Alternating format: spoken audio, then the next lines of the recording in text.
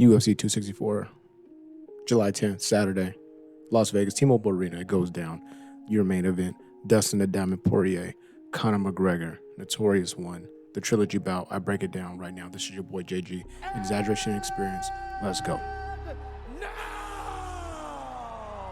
for those in attendance at UFC. Like I said before, y'all, welcome back to the channel. This is your boy JG. I told y'all I was gonna do another video on this card. Like I mentioned before, check out the last video. I said this card was cool, but I wanted to spend more time and be specific about my thoughts on the main event of the evening. That's Conor McGregor trying to get one back against Dustin Poirier, who got one back from a previous event when they were both at 145 pounds. So I'm just gonna come out with this straight up. I can't see a scenario where Conor McGregor wins, outside of maybe Dustin Poirier falls and gets hurt in the shower. That's a scenario where he could win. He gets hit by a car. That's a scenario where Conor could win. Dustin Poirier gets abducted by hooded men in a black Sprinter van. That's a scenario where Conor could win. But I don't see a scenario where Conor could win, because typically what we see or what we hear in videos like this when we do a breakdown is you say a bunch of stuff and technical and blah, blah, blah, blah, which I'm going to do, but I want to give my prediction on the front end. And before I go any further, shout out to my shirt, though. Yo, send me location. Shout out to my man Khabib. The game needs you. Shout out to 155ers. Shout out to my man. He's looking full up somewhere, enjoying wonderful snacks, cornering his team, and he's doing his thing, but I digress. I mentioned before in the previous video that Dustin Poirier is a massive dude at this division. I said it before. I don't know how he ever made 145 pounds. I don't know how he ever did it. You know, he was a young man in the game at that point. He's grown up now, full grown. Conor McGregor, you know, he's fought at 170, undersized. He's fought at 155 and had mild success, nothing crazy. I know he beat Eddie Alvarez for the belt that he never defended. I think his only other bout at that weight was against Donald Cerrone, who he did beat. But, you know, Cerrone's a punching bag at this point. Shout out to him, no disrespect, but you be getting your ass whooped on a regular basis. Keep cashing them checks. Keep cashing them checks. Do your thing.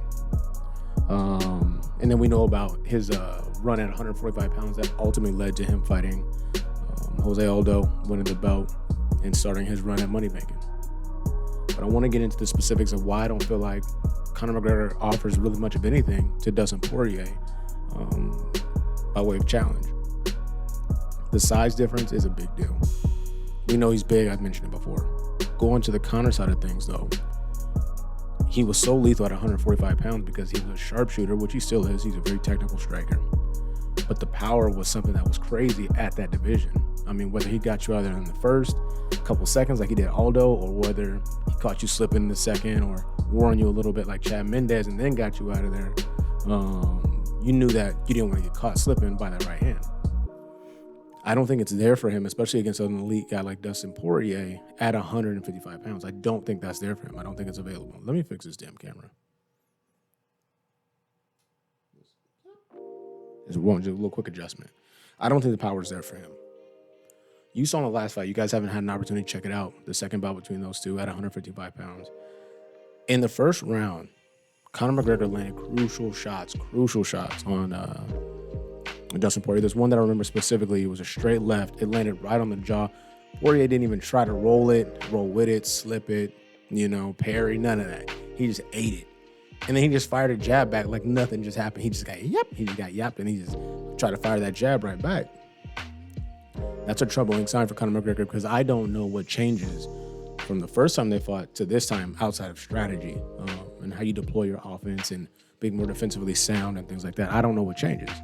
And for Conor McGregor, he's not going to be grappling. That's for damn sure. He's, you know, I don't even know if he has subs. I have to look at his rec, but he's going to be limited in this fight. Now, getting into the specifics of it, one adjustment that I think Conor McGregor will make, he'll have to make it or he'll get stopped early again. He's heavy in his stance. He has a wide stance. He has good hips, good athletic base. Those things are great unless you're standing in front of a dude who can punch hard and is a great technical boxer. By great, not great, but a good technical boxer who's not afraid to mix it up, stay in danger to land damage and things like that, who is Dustin Poirier, right?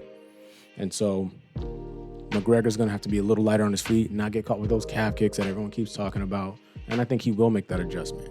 But I think it would only delay the inevitable of him eventually getting stopped in the 3rd or 4th round. That's my prediction specifically. By either accumulation of damage or getting hit with one hard shot and getting dropped and getting grounded, pounded out of there. Or getting wrestled down the ground and getting subbed some kind of way. Because that's a possibility as well. I think about what has Conor McGregor done really recently, right? So he's 3-3 in his last 6 bouts. He fought Diaz twice. Obviously, we know about the Eddie Alvarez. He got choked out by Nurmagomedov, and then he just lost to Dustin Poirier. The thing about Poirier, he's been on a hell of a run. He had a no contest against Eddie Alvarez, which he avenged. Stopped him, I believe. Stopped Gaethje. Beat Holloway. Holloway coming up in weight to fight at 155. Beat Dan Hooker in a great fight where he got hit too much, but that was a hell of a fight. So I want to say he's 8-2. 8-2 in his last 10. Got knocked out by Michael Johnson hella ago, and then he got, choked, the life choked out of him by Nurmagomedov. That was kind of like sad to see. I never seen a dude get choked, and his arms were like stretched out. His arms were like this. They were stretched out, and he was just like, oh, I'm dying, and then he just got choked out.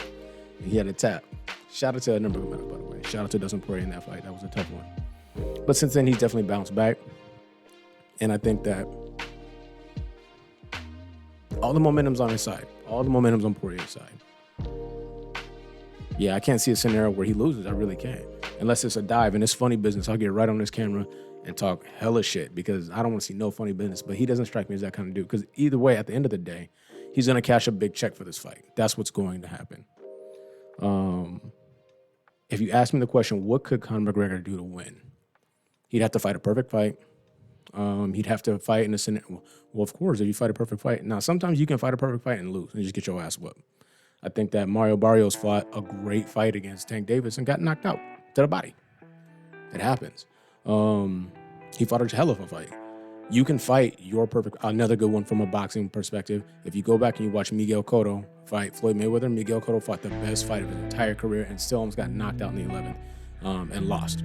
Great fight, great game plan. He did everything he was supposed to do. Still wasn't enough. So it can happen. So going back to McGregor, what does a perfect fight look like for him? He can't be heavy in his stance. He's an athletic guy, so he can make the footwork adjustment that's going to be needed to bounce around, feint, try to draw Poirier in, which he's great at. He's great at hard feint, reverse step, counter left hand, I was going to say right hand, counter right hand, getting off to the angle, uppercut, hook, whatever the case may be. He can do those things. These are tools that are in his toolbox. We're not talking about he needs to learn how to fight again. And really kind of staying the course like that. Fighting on the outside, picking his shots. He made a comment that he beat Dustin Poirier up on the inside.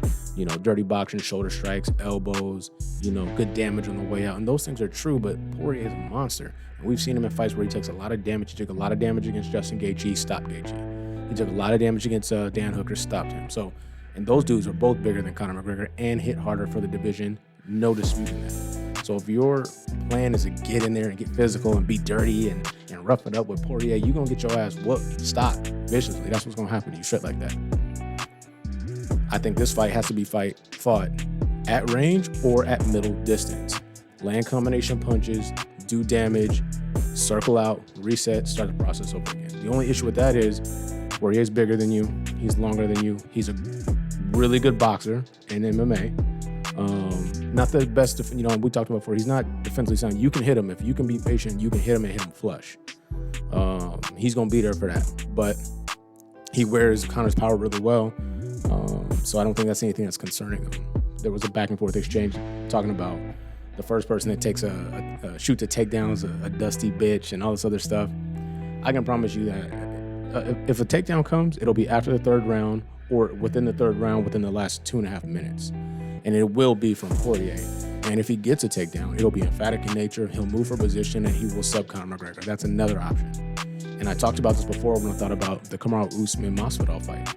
My assessment was Usman had more ways to beat Masvidal than Masvidal could beat Usman, straight like that. So, Poirier is the same thing. He can beat you up, accumulation of damage, outbox you, hurt you, knock you out, TKO you, take you down, wrestle the hell out of you, and sub you. He had a beautiful arm triangle that he got on Max Holloway way back in the day, just showing, you know, his range and what he can do. He has more ways that he can beat Conor than Conor could beat him. Conor's got to knock him out or pepper him and then stop him late in the fights. But we know that Conor McGregor got a questionable gas tank. There's no arguing that. Conor McGregor always slows down late in fights. That's when you can definitely get him. You think about the Nate Diaz, the second fight that he had with Conor McGregor. My man was running around the corner like, you know, he was about to be in the Olympics in Tokyo. He was ready. He was in the Olympic trials. Shout out to Oregon. Shout out to the trials. My man was running straight back, turn running. And that's for a reason. Getting hit sucks. Having a big dude weigh on you sucks. And getting your ass whooped sucks. So you just run around the octagon. Poirier has shown 3, 4, 5 rounds in. He's still fresh. He's still throwing. He's there to be hit, but he's not going anywhere, and he can still get you out of there late in fights. That's something to be considered. Conor McGregor is not going to win a fight not against Poirier, excuse me. Conor McGregor is not winning a fight against Poirier that goes beyond the 3rd round. That's not happen. That's not a thing that's going to happen. That's one of those proclamations where I'll put money up on that. Holler at your boy if you want to talk about it. He'd have to look like a clean, pure boxer. And I feel like Conor McGregor has those skills because he does throw every punch. He throws all the punches. Jab, obviously, you know, a hard 2. Both uppercuts with both hands.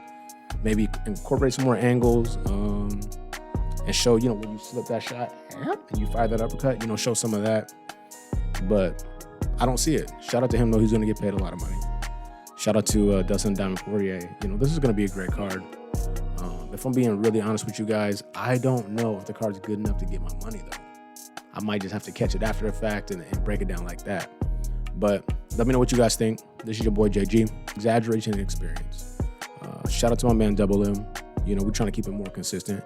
I know you see this wall behind me looking real good, real fresh, looking like murder. You know, we got some upgrades coming to the lab. We are staying on top of it. Like I said before, like, subscribe, bell icon for notification. If you enjoyed the video, definitely share the video. Put your comments. You agree, you disagree.